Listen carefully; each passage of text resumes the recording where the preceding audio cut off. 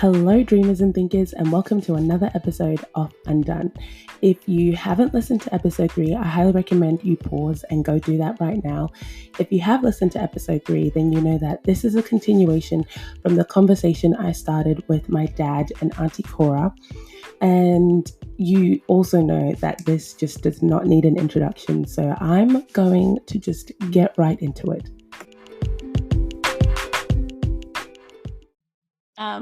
So on that, is there something that you feel that you did really well? That you just look at and you're like, wow, I pat myself on the back for this one. Resilience is what I would say. I pat myself on the back for that one because children are not as fragile as we think. Although they're Amen. sensitive, they are not as fragile as we think they are. And because I'd gone through some experiences, I knew that would not kill them because I hadn't died. So things like children, if somebody doesn't do the dishes, then there's no dinner that night. They just know there's consequences if you don't do things. And then they're resilient. Okay, we didn't tell mom that there was no groceries, so there's no food today. As a result, what are we going to do? And then they improvise. Yes, mom is not there. Mom's going to uni. There's just the three of us here. So sort of, though not ideal, we just parent each other to the best of what we can within our capacity.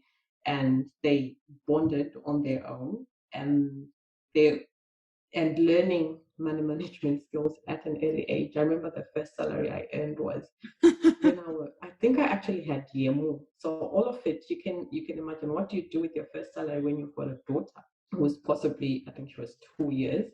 You buy nappies, or you waste it and you buy perfume, and you realize later that, oops, but they had a different experience. They could start earning as young as 12.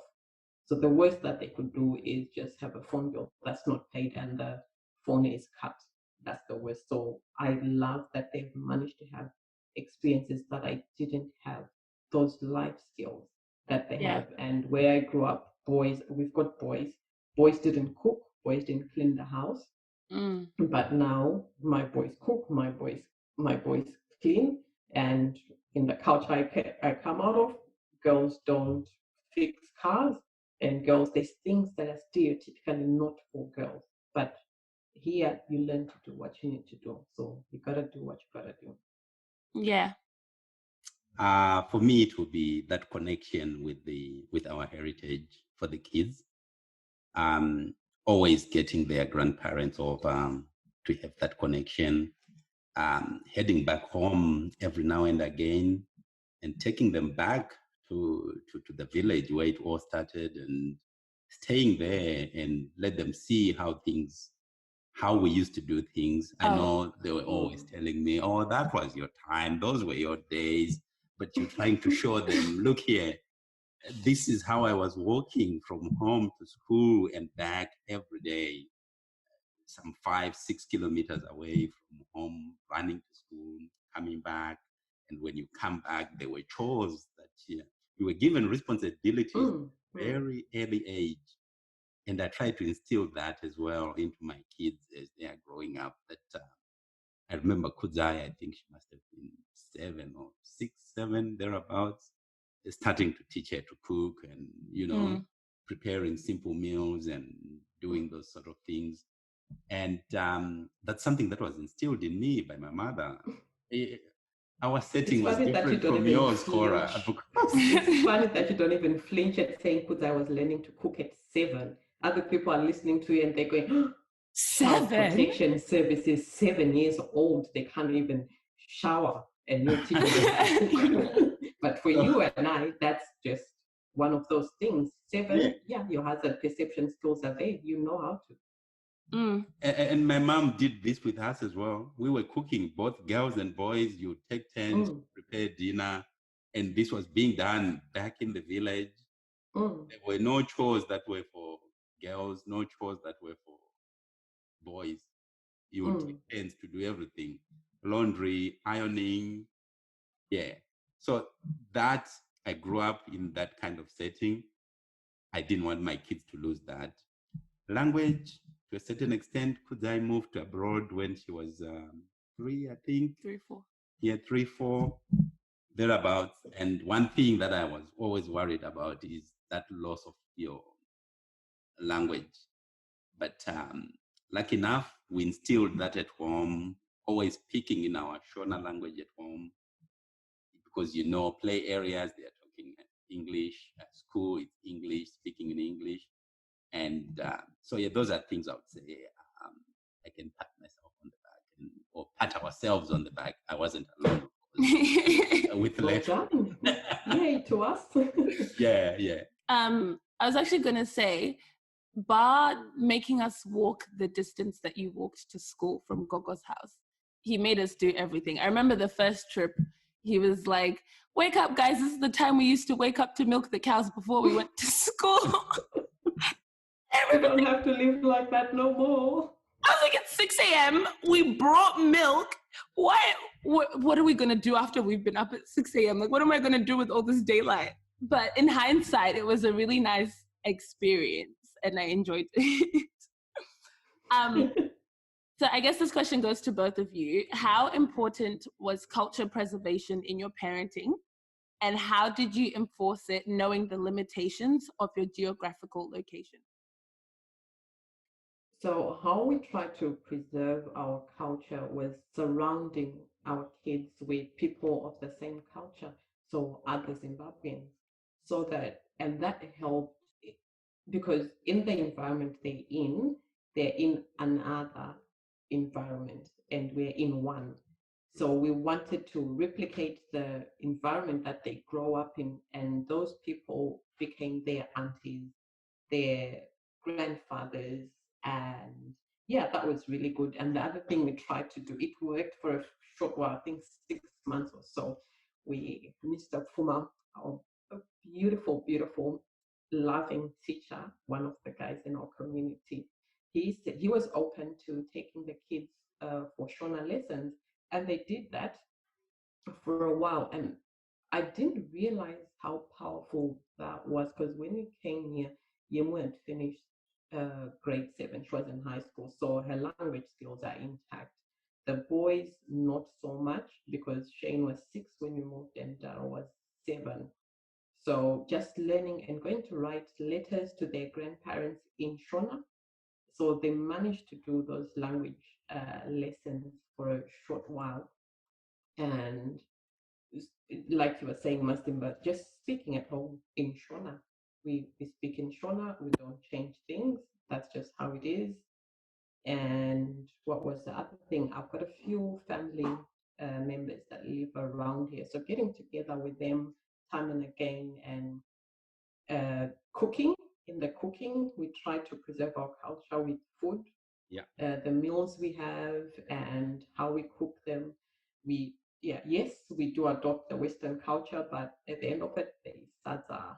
So we have sadza murio, nyama, and then with our African broom. So expose them in that way. And we didn't have as many opportunities to go back home, but we had opportunities to host other family members here. So that was really good, I felt. And the grandparents have managed to connect with their kids when they've been here. But it's funny how when the grandparents come here, I was dying, like, okay, talk to them in our language, cook the foods that you used to cook for us. But they're coming here and poor granny, she's trying and struggling to string together a paragraph of English. That's it. Yeah. She's trying to live up to it. And I said, they do speak Shona. Can you just speak Shona to them? Because we can't take them to Zimbabwe at this point, but we can bring you here. So let's just immerse them in that. So yeah, they have an experience with their grandparents. That was a way we tried to preserve the culture. Yeah, maybe just to add on to what you've said, I think I touched on some of these things when I spoke of preservation of language and getting grandparents here and heading back home. All that was trying to preserve culture. Another common thing, music, the power of music. Oh, yes. Yes. Just playing music whilst you're driving around. you hear the kids repeating the words even without understanding what it means, and then wanting to know what does this word mean, what it is, and they're catching up on the language. The Christmas parties that we do here as That's right. community, there's that big gathering, kids playing, that interaction, seeing how parents are interacting as well in that kind of setting. And actually, on various settings, you look right, like, I mean, when there's a funeral back home, how we meet together to support each other during that difficult time. Kids are also learning, I mean, what we do during funerals and what takes place. They are there playing with their colleagues, but they are getting something out of those kind of gatherings. That's right. Yeah. And that's such an opportunity. I feel like, especially the funeral one, I take it with all seriousness it deserves. That being here, the kids are not exposed to as many funerals as we were exposed to. That's right. It's almost foreign to them. And the funerals that they've been to are of a foreign culture. So the Western grieve differently from us. They're quiet, they're composed. So I look at it as an opportunity that my kids have been to funerals. Can you imagine some people whose kids growing up, that the first funeral that they ever went to in diaspora with their parents, they don't know what to expect, and it's their parent that has died. So yeah, I thank God for that opportunity that they've managed to grieve with other families. They know that you can grieve, you can cry. However you express your grief, it's differently. There's that acceptance, there's that common grief, there's that fellowship, there's that just being with somebody without forcing them to feel better, just staying with them in that and holding that space for them. So yeah, I cherish that. I think two things I have on that is that music was such a big thing. Like I remember we used to drive around, I don't know what road trips we were taking in England, but just growing up listening to Olubam Tukuzi and like when I Alec Macheso and I can't think of anyone else. What was it? Thomas Thomas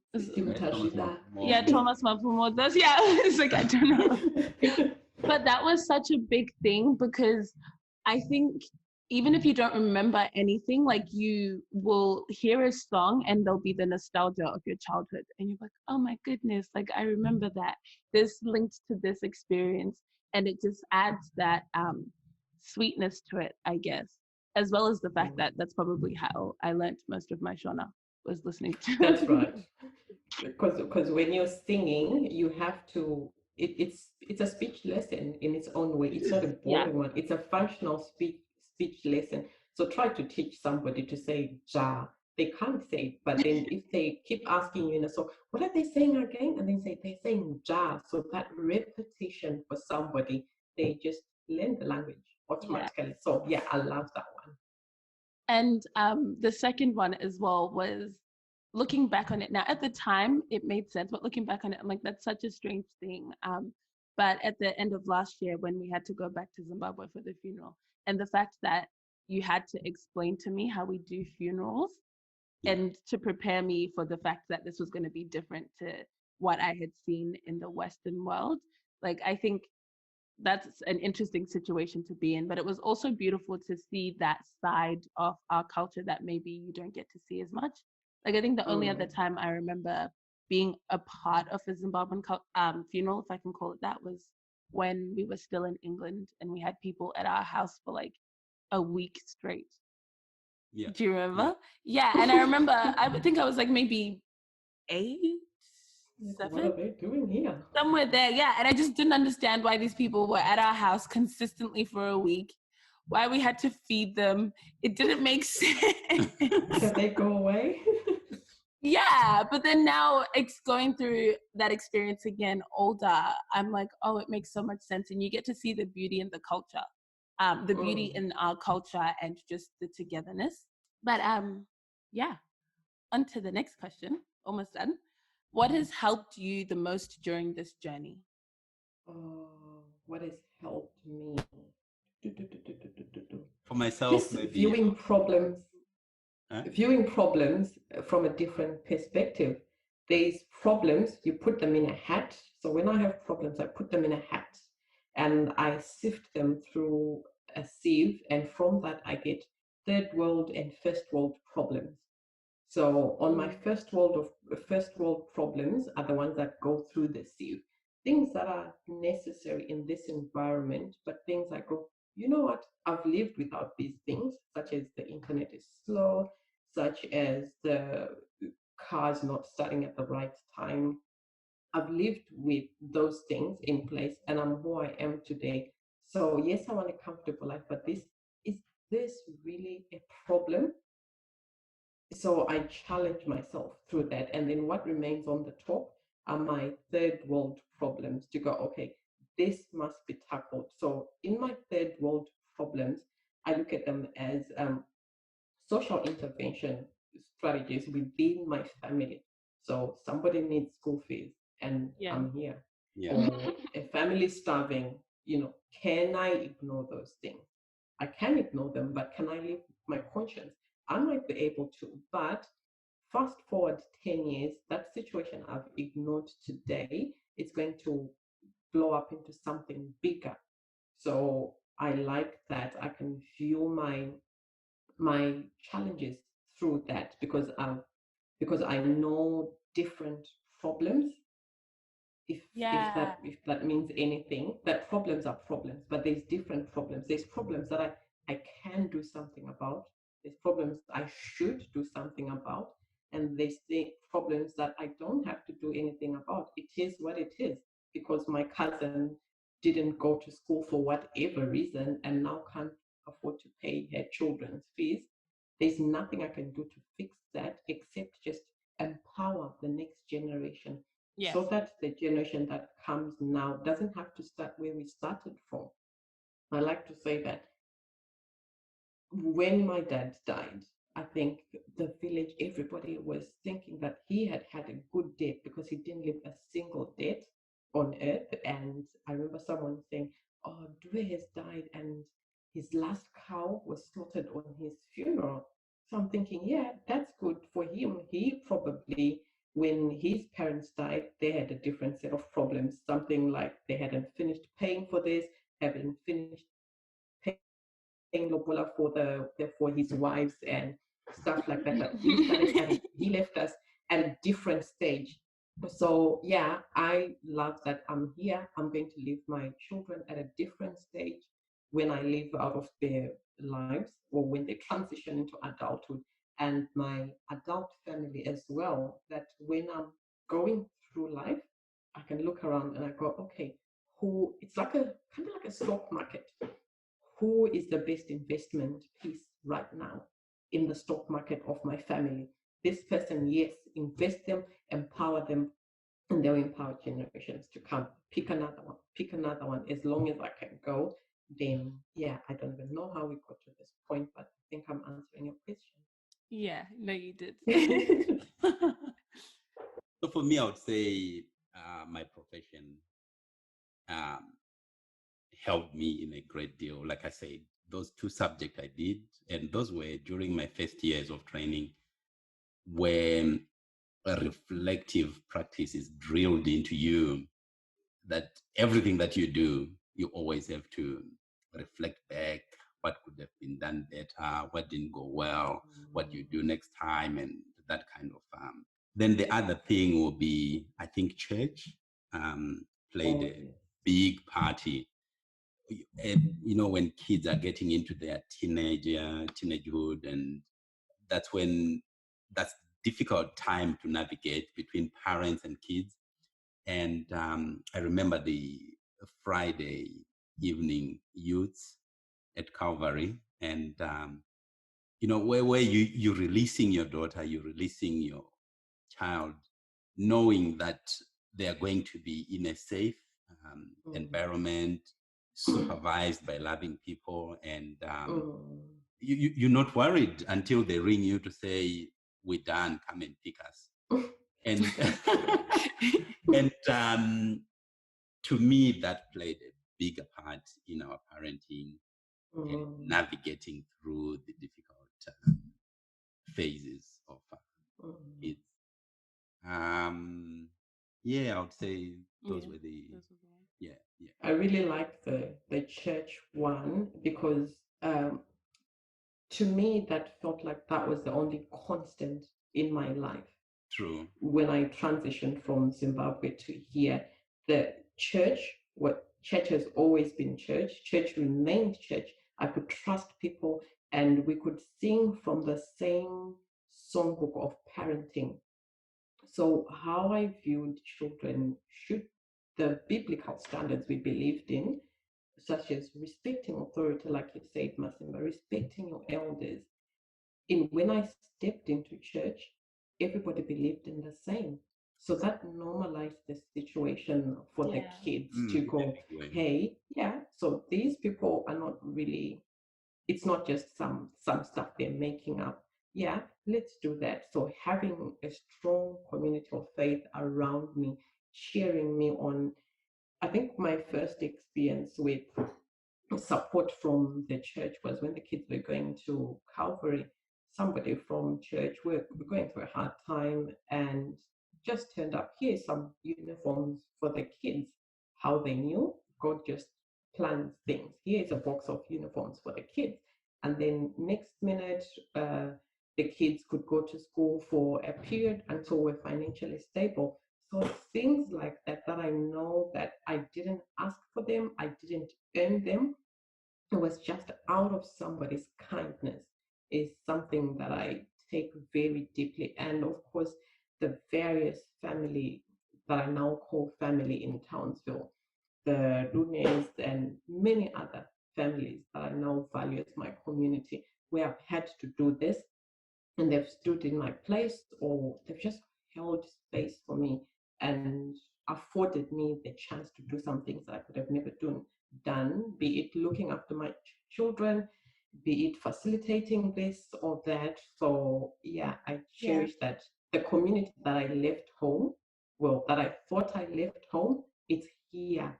When I look at the different set of classes, it's still here. I just have to find it and look under that skin and go, okay, fine. It's still here. It's somewhere.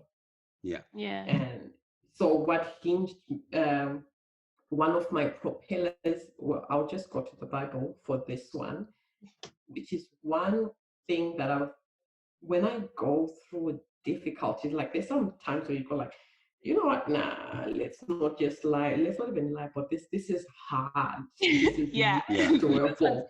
Yes, I'm a parent, but no, this is really tough. So what keeps me going, what keeps me in the boxing ring is when I read Isaiah 42, it says, Isaiah 42:16, and I put my name in there when I'm reading it to make sense. It says, Corah, I will lead the blind by ways they have not known. Along unfamiliar paths, I will guide them. I will turn the darkness into light before them and make the rough places smooth. These are the things I do. So that just comforts me. And when I look back and I go, I'm 100% evidence that that will happen because I've been through some rough places, but not because I'm smart or I've got whatever it takes. It was just because of God's grace. That's why I'm here, where I am. So whatever situation comes, there is a bigger hand that's taking me through that valley of darkness, and I will go to the other side. And I'll look back and I go, oh yeah, that happened. Bring on another challenge. Yeah. No, I love that. Said. Yeah. So I guess the last question, I've decided to split it into two parts. What advice would you give parents in your situation?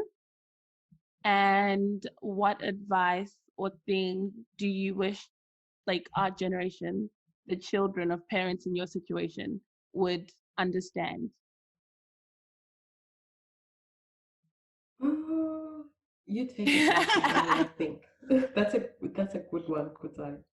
Maybe I'll make a start on that one. I'll just have to say, as a parent, you are the leader.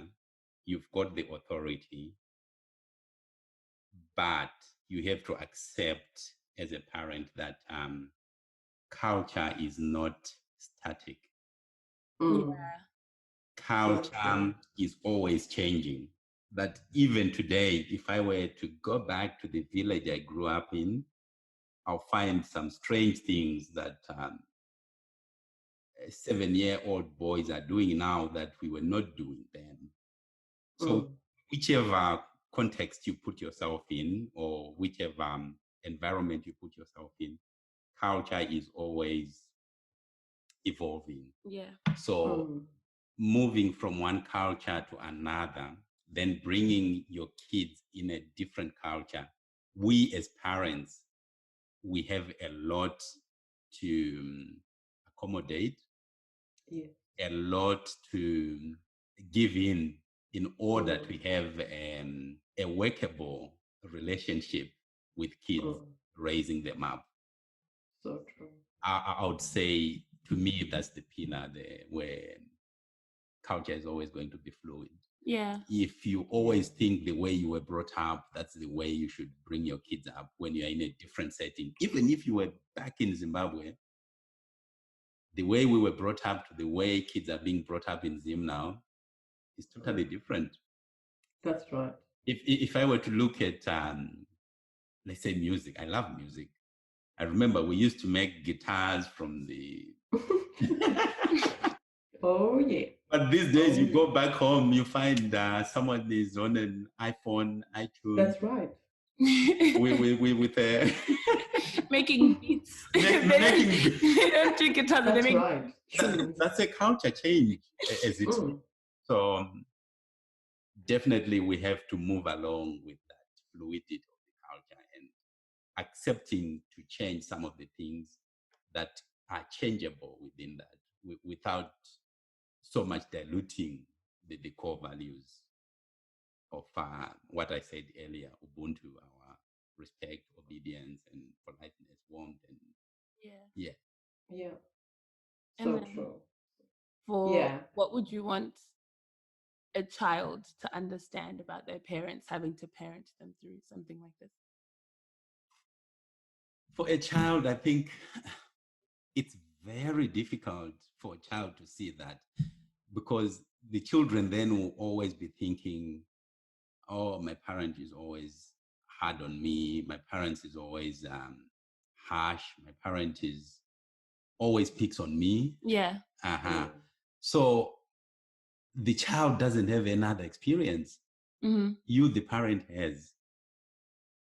You've lived that experience in Zim. You've got this now. That's why I was saying you are the one who's got the authority, and you are the one who's got room to maneuver and because the kid is doing what other kids are doing in the current context. Right. They're just being a kid. Exactly. They're just being a kid. If anything, advice I would give to a child in this context, it will be, your parent means well. Yeah. They want the best out of you. It may feel like they're picking on you, or they pick on the slightest mistakes you're making and all this and that. But all that is being done in love. Yeah. Instead of revolting, find a way of sitting down and dealing with things. But then kids being kids, that's a big challenge. That's right. Yeah. Auntie Corah? Can you give me the question again, so I can just re-anchor? One more time. So what advice would you give a parent in your situation having to raise a child in a culture different to the one they grew up in? And then what advice would you give the child? I won't remember that quickly. Okay, we'll start with part one. Yeah. So part one, to the parents, I'd say, remember you are a tour guide. Remember you're a tour guide. You don't see everything on the way, on your tour. Remember there's other people that are in the car. Take and pay attention to what they see. Step out of your shoes and put on their shoes, and just listen without judgment, without take off this hat that I know it all. I know it all. sometimes assume, what if you're wrong? What if I'm wrong? Can I allow my children to make safe mistakes? Can I allow them Yeah. to fail safely? If they don't make these mistakes now, so if I'm forever talking to my kids about, you must pay your bills, you must pay your bills, am I expecting perfection out of them? Is perfection attainable? Can I Yeah. step back and go, let's leave that bill unpaid for a while and then see, because I'm parenting from my experience, let me not take away those experiences from them, leave them to not pay their bills. The phone will get cut and then we'll take it from there. And at the end of it all, when all hell has broken loose, let's try to remember as parents that our hearts were meant to dispense grace and not justice. We are not Yeah. made, we're not justice dispensing machines like that's wrong, Mm. that's right. Let's just try to look at everything out of love to go, okay, where's the love in here? What does Jesus want me to see out of this situation? This opportunity is really big. Let me embrace it and learn from the children. So there's one quote from Maya Angelou who says, I think it's in a book, I know the something caged birds. Oh, the Oh yeah, cage yeah. bird The cage bird sings. sings. That one. And then she says, you only are free when you realize you belong no place. You belong every place, no Yeah. place at all. So you don't belong, like you were saying, Masimba, culture is not static, it moves. A chameleon doesn't have one color, it changes colors. A tour guide doesn't tour the same spots with the same crowd every day. The crowds move, the seasons change. So let's try and move with the changes as much as we can with wisdom and guidance. And let's see how we come out of this situation and remember to ask for help. I feel as if we are not as vulnerable in our community currently, because as parents we never learned that. You can never teach what or practice what you never learned, so we Yeah. almost don't know how to ask for help from other parents, and other parents almost also don't know how to help other parents without I say this, but without judgment. If your child Yeah. turns out like this, is because you haven't done one, two, three, four. It feels like there should be a parenting recipe. You do this, then this is the outcome. You do this, then this is the outcome. And we all forget that all that children come with time. We all get different results at different times. All children are good children. There is no child that is a bad child. All Yeah. children are children. Let's love them where they are and meet them halfway. We've got a larger skill base to meet them halfway. They have bigger challenges as kids, which I would never imagine myself go through. So yeah, that's what I'll tell the parent. And then to the child, what would you hope they would understand about what their parents are going through? To the child, I would say, like Masimba, their intention is good. It's coming from a good place. Understand your parents. If you can't understand your parents, find somebody else in the community who holds your parents' shut up and listen card. Somebody who can say to your parents when they're being unreasonable. So it might be somebody you've seen your parents have a good argument with, and they're at different points of view. And that's the person who can pull up a card and go, hey, shut up and listen, I'm talking. Because sometimes there's some arguments that you will, because it's an emotional state. You're emotional, your parent is emotional. You need somebody who is Yeah. independent, who can take the fume out of there.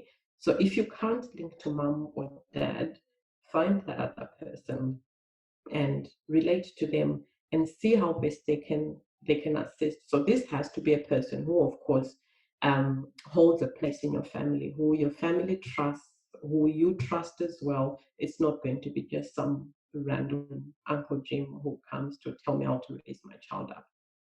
I think So yeah. and surround yourself with good friends, nurture good relationships. Whatever you do, don't take them with an open hand. When you hold them close, not too tight, just close. Cherish your relationships. They're part of your family, because when you grow up, fast forward in another 10, 15 years, they will be the aunties of your children. Your blood aunties and your blood aunties are not here. So travel with somebody. The journey is long. You can't do it on your own. You need somebody who shares the same problems, the same complexities with you. And mind you, you're mixing this well with the local culture. So we're not saying just have your heritage culture friends. No, have a mix. And just remember that they will help you along the way, and you will help them along the way too. And there's a scene in Lion King that I really rather like. Go on, tell us. I keep watching it, and it was when Rafiki, the baboon, Simba, was going through stuff, and he'd forgotten what was going on in his life. He didn't know who he was, and Rafiki's taken him to a stream, and he said, you look inside yourself. That was when Mufasa, the dad, was talking to Simba in an image, while Simba was looking in the water at a mirror image of himself. So he said, look inside yourself. You are more than what you have become. So as children, you are more than what you have become. You might be going through a rough spot now, but you are more than that. You are bigger than that. And Mufasa goes on to say, you must take your place and get back into the circle of life. Remember who you are. Remember. So don't forget who you are. You are a precious child who is dearly loved by their parents. Whether it looks like or it doesn't look like, remember who you are. Jump back into the circle of life and go through life and love life. Things are hard, things are easy sometimes. It's not a flat thing. So that's all I would say to that child. I like. Nice one. I think from the perspective of a child, the best thing that, even though you guys might not be aware of it, is the fact that you all have such a close relationship. So not only within my own household do I look, let's say, and I see an amazing marriage, but then I look to my parents' friendships and I see amazing friendships, but I also see amazing marriages there. And then so it's like, if I feel like I can't talk to mom and dad, I can go talk to Auntie Corah and Uncle David, or I can go talk to the Owatos or whoever it may be. And I think that makes it easier, because it's sort of like what you said, where sometimes you may be the one who's in a position of authority, but then they get to take that place of being the auntie, where it's like, haha, we laugh, we joke, but at the same time, let's talk life. Like, what is this? And so I think that's been really beautiful, is the friendship that you guys have and how that has impacted us and our ability to navigate life. And what would you tell, is there anything or things that you wish us as parents would know, that you would love us to know, to help us through our parenting journey?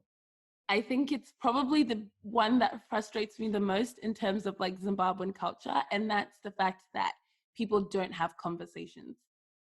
Yeah. And so I think where for me in our household, the conversations were the norm, even though it may have ended with, I'm the parent and I said so. The conversation, the conversation was still had. Whereas I think parents have the tendency to just not have the conversation. They assume the child might understand or see their point of view. Or maybe it's just maybe they themselves don't know why it is because they said so, but they just know that this is what it should. Yeah, exactly. Like, just because it is.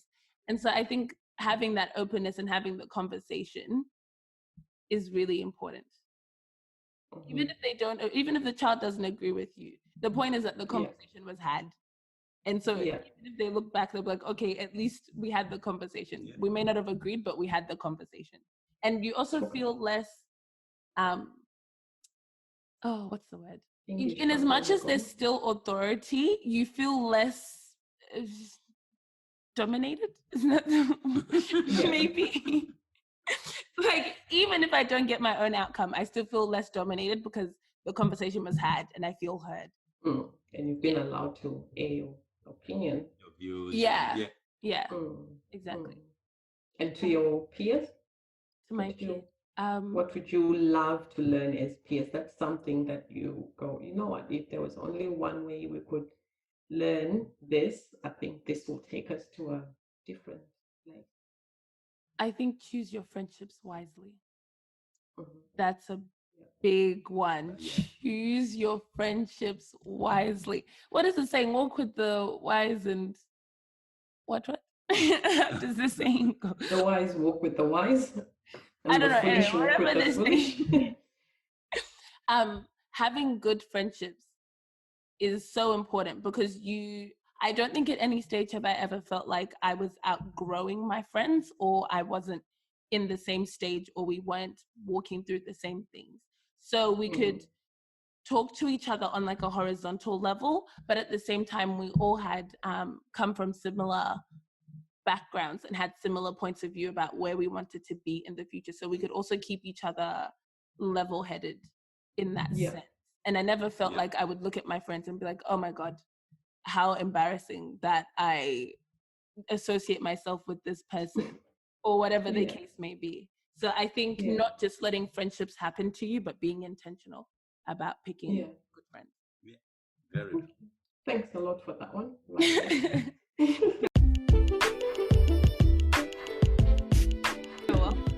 Well, that concludes this episode. Thank you guys so much for joining me. And we will hear the people next episode. Thanks for having us. Thanks, guys. Thanks for having us.